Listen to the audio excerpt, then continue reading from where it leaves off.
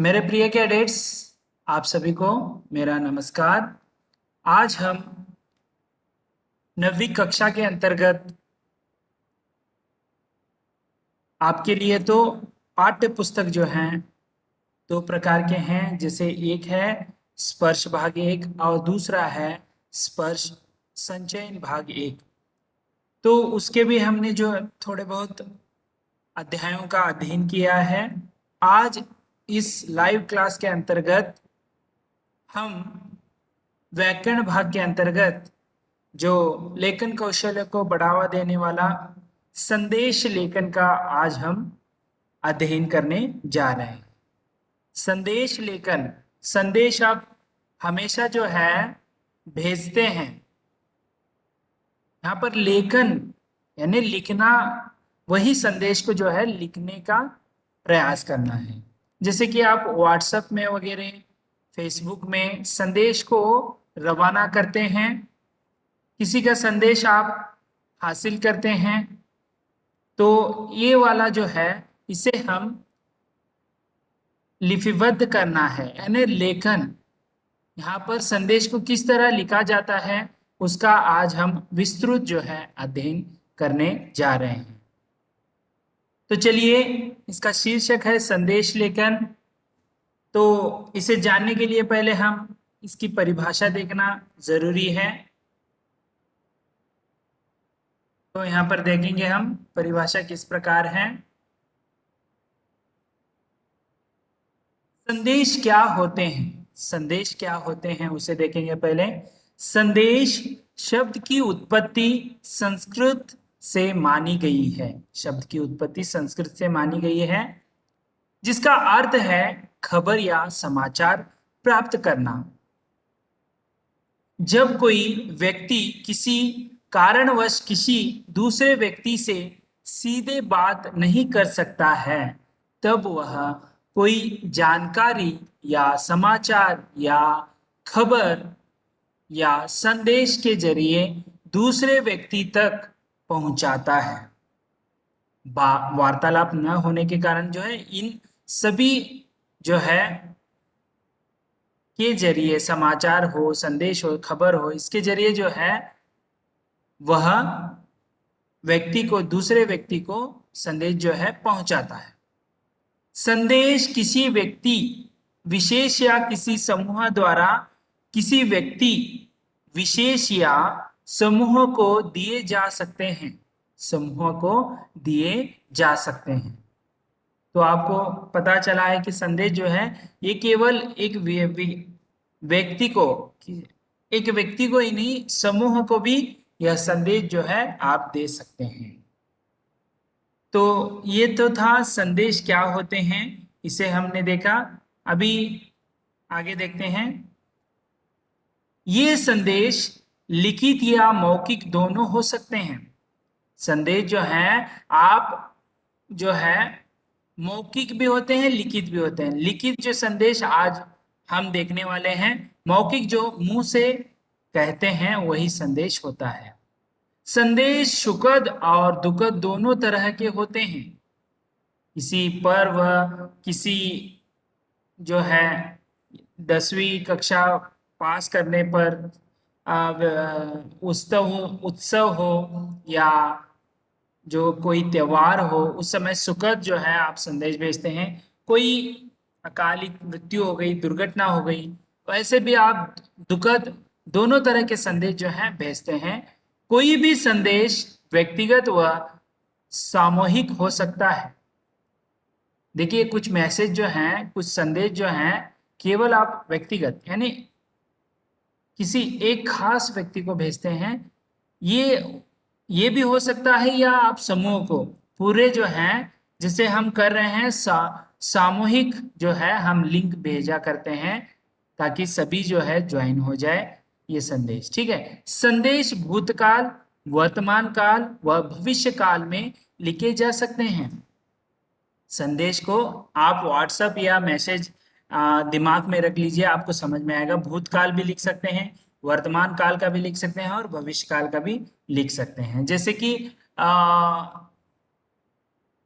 अगले दिन जो है या बारिश होने वाली है जोरदार, आप घर से जो है बाहर मत निकलिएगा।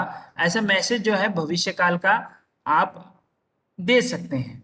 चलिए आगे बढ़ते हैं। संदेश लिखने के कारण, संदेश क्यों लिखा जाता है, इसके उदाहरण भी हम जो है मैंने यहाँ पर बना कर रखे हैं, आप देख सकेंगे। पहले संदेश लिखने का कारण क्या है। संदेश लिखने के कई कारण हो सकते हैं। संदेश जो है लिखने के कई कारण हैं। संदेश औपचारिक व अनौपचारिक दोनों तरह के हो सकते हैं। औपचारिक यानी ऑफिशियल, केवल ऑफिशियल जो होता है वहां पर तोड़ मड़ोड़ कर या घुमा फिरा कर नहीं कहना है, डायरेक्ट जो है सीधा संदेश उसे भेजना है। अनौपचारिक यानी आपके सगे संबंधी, माता पिताजी सब जो है और अनौपचारिक संदेश में आ जाते हैं। अनौपचारिक संदेश या व्यक्तिगत संदेश किसी अपने करीबी को कोई संदेश या सूचना देने के लिए लिखा जा सकता है। अनौपचारिक वही मैंने बताया ना, करीबी या आपके नजदीकी लोग या व्यक्तिगत आप भेज सकते हैं। अनौपचारिक संदेश अपने परिजनों, मित्रगणों, रिश्तेदारों या घर के सदस्यों को लिखे जाते हैं। मैंने अभी जिक्र किया था, परिजन हो, मित्रगण हो, रिश्तेदार हो, उनको भेजे जाने वाले वहां पर संदेश जो हैं वह अनौपचारिक संदेश कहलाते हैं। औपचारिक संदेश किसी अधिकारी या किसी ऑफिस के किसी कर्मचारी या आम जनमानस के लिए सार्वजनिक रूप से लिखे जा सकते हैं। यह औपचारिक जो है ऑफिशियल होता है, इसीलिए वहां पर ऑफिस अधिकारी को हो या किसी कर्मचारी को हो या जनमानस को सार्वजनिक रूप में लिखा जाता है। अगर संदेश किसी नेता या अभिनेता द्वारा दिया जाता है तो यह आम लोगों को प्रभावित करने के उद्देश्य से लिखा जाता है। कोई अभिनेता हो, नेता हो, ये उद्देश्य प्रभावित करने के उद्देश्य के लिए लिखा जाता है। यह सार्वजनिक संदेश है, यह सार्वजनिक संदेश हो जाता है। ठीक है, जैसे आप प्रधानमंत्री जी जो हैं कोरोना के समय, महामारी के समय, उन्होंने पूरे देश के लिए एक संदेश दिया था। उस संदेश का पालन क्या था कि आप घर से बाहर नहीं निकलना है, लॉकडाउन जो है लगा हुआ है, सुरक्षित रहिए। ऐसे जो संदेश हैं ये सार्वजनिक संदेश होते हैं। उसी प्रकार नेता के हो या अभिनेता के, मशहूर जो हैं उनके जो संदेश हैं वो सार्वजनिक संदेश हो सकते हैं। जैसे यहाँ पर देखिए, आजकल संदेश माध्यम है WhatsApp, SMS, email, Facebook, Twitter आदि ऐसे अनेक सोशल मीडिया प्लेटफॉर्म हैं जिनके जरिए संदेश भेजा जा सकता है। भेज हो गया, भेजा जा सकता है। ठीक है, संदेश लेखन के प्रकार भी हैं। पहला है, तो देखिए पहला प्रकार है शुभकामना संदेश। ठीक है, पहला आता है शुभकामना संदेश।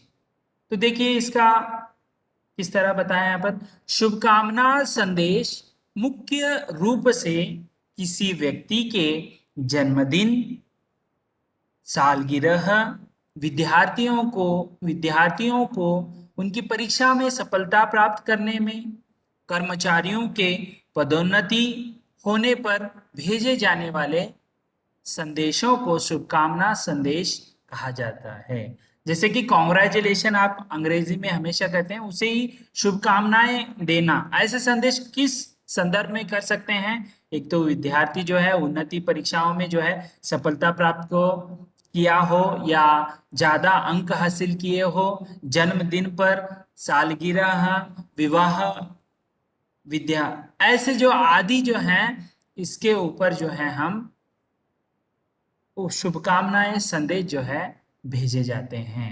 इसे ही हम शुभकामना संदेश कहते हैं। तो पहला प्रकार समझ लिया है तो हम दूसरे प्रकार को जाएंगे। दूसरा प्रकार है पर्व व त्योहार संदेश। पर्व या त्योहार संदेश। ठीक है, इस तरह के संदेश विशेष पर्व या व त्योहारों के वक्त लोग एक दूसरे को भेजते हैं, जैसे दीपावली, होली, क्रिसमस, स्वतंत्रता दिवस के विशेष अवसरों पर दिए जाने वाले संदेश शामिल हैं। ये पर्व हो या त्योहार हो, जैसे आप कल ही जो है स्वतंत्रता दिवस, 75वां स्वतंत्रता दिवस मनाया। मुझे मालूम है कि आप शुभकामनाएं जो हैं पर्व त्योहार के संबंधित सभी को, जो आपके मित्र हो, गुरुवर को हो, आपने भेजा है, तो ये सटीक उदाहरण होगा। तो इस तरह जो है पर्व या त्योहारों पर भेजने जाने वाले संदेश हैं। तीसरा है शोक संदेश। यहाँ पर टाइटल से ही, शीर्षक से ही समझ में आता है कि दुखद भरी घटनाओं का संदेश देना है। इस तरह के संदेश किसी व्यक्ति की पुण्यतिथि या मृत्यु पर लोगों को भेजे जाते हैं। पुण्यतिथि हो या मृत्यु हो गई अकालिक या दुर्घटनावश, तो ऐसे संदेश, शोक संदेश भेजे जाते हैं। अगला है चौथा, व्यक्तिगत संदेश, यानी इंडिविजुअल जो कहते हैं। देखिए यहाँ पर परिजनों को बधाई व शुभकामना संदेश, कहीं जाने या आने का संदेश या किसी भी अन्य तरह का संदेश जो सिर्फ परिजनों को दिया जा सकता है। देखिए आपके परिजनों में ये व्यक्तिगत कैसे होता है, जैसे कोई आपके रिश्तेदार हैं, परिजन हैं, तब उसमें से एक जो लड़का हो या लड़की हो, 10वीं कक्षा में जो है सीबीएसई द्वारा बोर्ड परीक्षाओं में जो है अच्छे अंक जो है हासिल करने पर आप उसे ही जो है शुभकामनाएं देंगे, उसे ही हम व्यक्तिगत जो है संदेश कहते हैं। तो पांचवा है सामाजिक संदेश। तो सामाजिक यानी समाज आ गया इसमें। तो इसका देखिए यहाँ पर धार्मिक या सामाजिक कार्यक्रमों से जुड़े आयोजनों के संदर्भ में दिए जाने वाले संदेश, पर्यावरण दिवस पर संदेश, जल बचाओ संदेश, बेटी बचाओ बेटी पढ़ाओ आदि अवसरों पर दिए जाने वाले संदेश भी महत्वपूर्ण होते हैं। सामाजिक संदेश यानी जैसे पर्यावरण दिवस पर आपको पेड़ लगाने का जो है संदेश दे सकते हैं, जल बचाने का संदेश दे सकते हैं, बेटी बचाओ बेटी पढ़ाओ, ऐसे जो है संदेश जो है सामाजिक रूप से दिए जाते हैं, इसीलिए सामाजिक संदेश कहलाते हैं। छठा है मिश्रित संदेश। मिश्रित यानी यहाँ पर मिक्स्ड होता है। जैसे देखिए मिश्रित संदेश में जैसे वर्तमान में चल रही कोरोना महामारी से संबंधित डेंगू, मलेरिया आदि से संबंधित संदेश, या बाढ़, भूकंप आदि से संबंधित संदेश, या देश से जुड़ा हुआ कोई संदेश हो सकता है।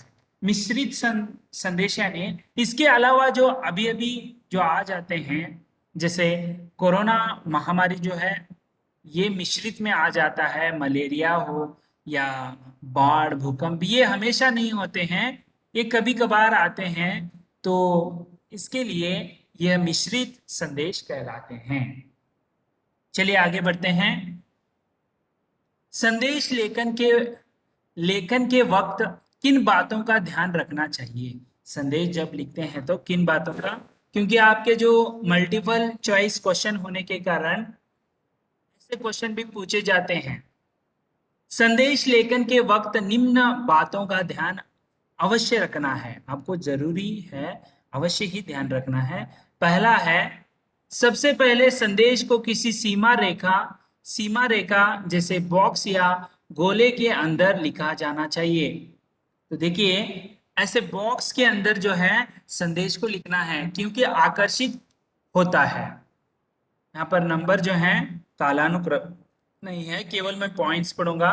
संदेश की शुरुआत में संदेश शब्द अवश्य लिखे, क्योंकि ऊपर जब आप कोई लिखते हैं तो टाइटल आपको, शीर्षक जो है जरूर दिखना है, तो उसे क्या लिखना है, टाइटल में संदेश करके दिखना चाहिए। उसके बाद दिनांक समय अवश्य लिखे। दिनांक भी लिखना है, समय भी लिखना है, कब ये प्रकाशित हुआ, कौन से दिन, दिनांक, ये सभी होना चाहिए। फिर मुख्य विषय का कम ले लेकिन प्रभावशाली शब्दों वर्णन करें, शब्दों का वर्णन करें। जैसे मुख्य विषय में जो है कम शब्द लिखना होता है, उसमें पूरा जो है आपका विषय कवर हो, और शब्दों का वर्णन जो है प्रभावशाली शब्दों का वर्णन करना होता है। अंत में संदेश लिखने वाले का नाम अवश्य लिखे। जो कौन लिख रहा है संदेश, उसका लिखना आवश्यक होता है, अंत में लिखना होता है। पहले संदेश ऐसे शीर्षक लिखना है, उसके बाद जो है आपको दिनांक और समय लिखते हुए विषय क्या लिखना है, संदेश को क्या लिखना है, वो प्रभावशाली शब्दों में लिखकर जो है अंत में जो है आपका नाम लिखना बहुत ही जरूरी है। संदेश लेखन की शब्द सीमा 30 से 40 साल की यानी लाइन की बीच में होनी चाहिए। 30 से ज्यादा, 40, इससे ज्यादा नहीं होना चाहिए। अगर चित्रों का उपयोग करना उचित लगे तो विषय अनुसार किया जा सकता है। आपको चित्र भी आप संदेश के जरिए, जैसे जल का संदेश दे रहे हैं तो आपको जल का वहां पर जो है चित्र भी आप निकाल सकते हैं। पर्यावरण या पेड़ों का आप संदेश दे रहे हैं तो पीछे जो है आप पेड़ भी निकाल सकते हैं बॉक्स के अंदर। अगर शायरी, दोहे, श्लोक या कविता की आवश्यकता हो तो प्रयोग कर सकते हैं। उस समय आपको शायरी हो या दोहे हो, श्लोक हो, कविता, उसमें आप प्रयोग कर सकते हैं। संदेश में रचनात्मक और सृजनात्मक होनी चाहिए। सृजनात्मक यानी सोचने को विवश करे, ऐसी जो है संदेश होनी चाहिए। संदेश सरल व संक्षिप्त शब्दों में प्रभावशाली व विषय के अनुसार लिखा जाना आवश्यक है। विषय के अनुसार रंगों का भी प्रयोग किया जा सकता है।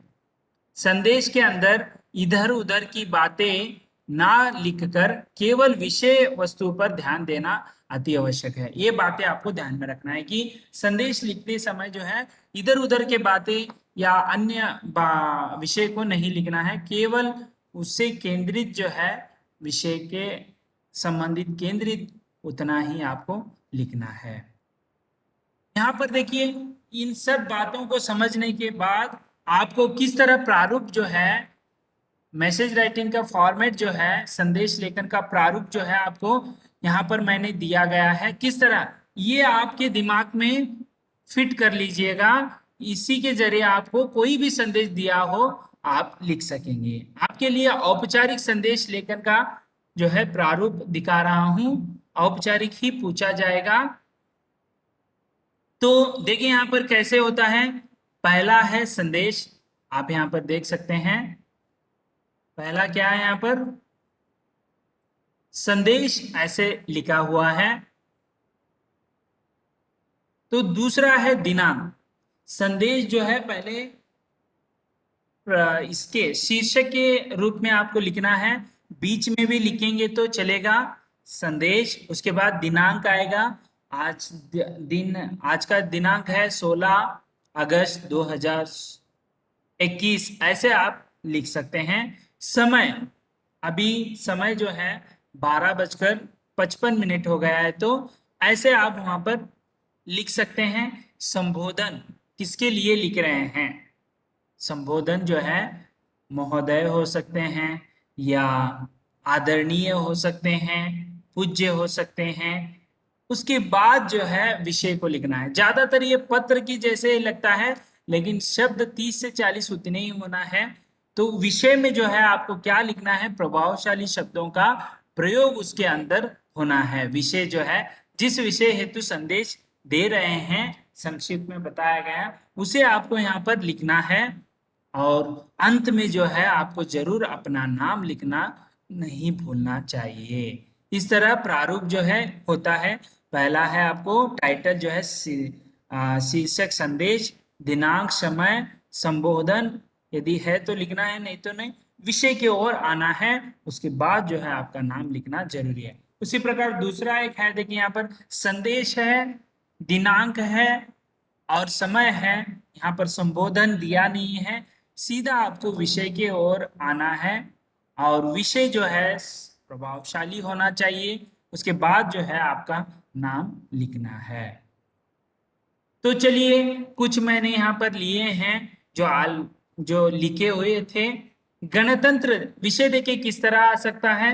गणतंत्र दिवस के शुभ अवसर पर देशवासियों के लिए एक संदेश लिखिए। देशवासी यानी ये किस प्रकार का जो है